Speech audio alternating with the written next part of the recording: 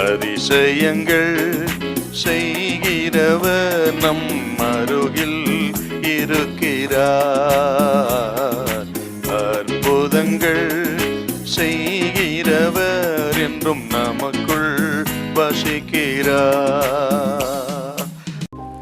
1 ராஜாக்கள் 12ஆம் அதிகாரம் 13 கொஞ்சம் வாசிங்க பார்க்கலாம்.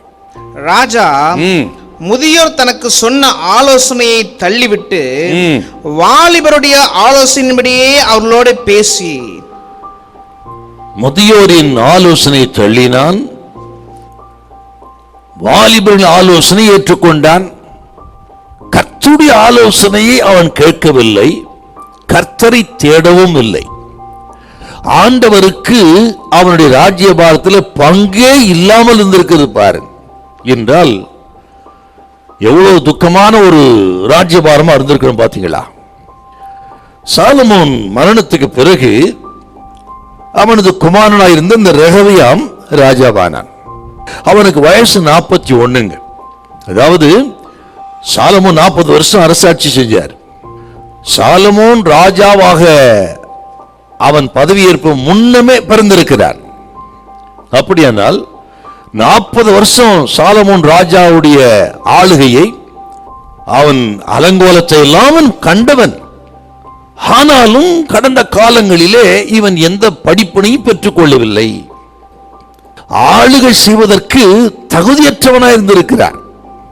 எப்படின்னு கேட்டீங்கன்னா, தாவீது ராஜா ஜனங்களை நேசித்தார். அவர்களை நேசித்ததின் விளைவு அவர்களுக்காக உயிரையே கொடுக்க, ஜீவனையே கொடுக்க துணிந்தான்.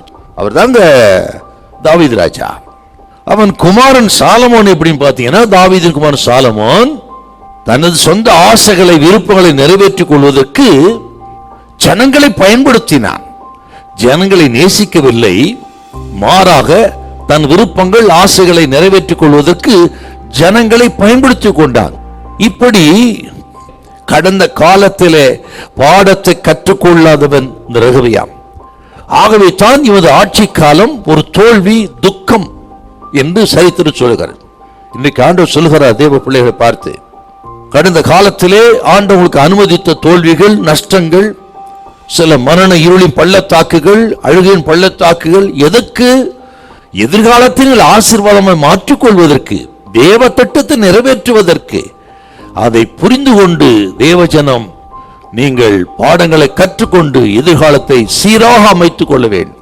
இதுவரை நீங்க போன இடம்லாம் வாய்க்காம போயிருக்கலாம், கைவிட்டு செஞ்ச காரியங்கள் எல்லாம் ஒன்னும் வாய்க்காம எல்லாம் நஷ்டமா இருந்திருக்காது.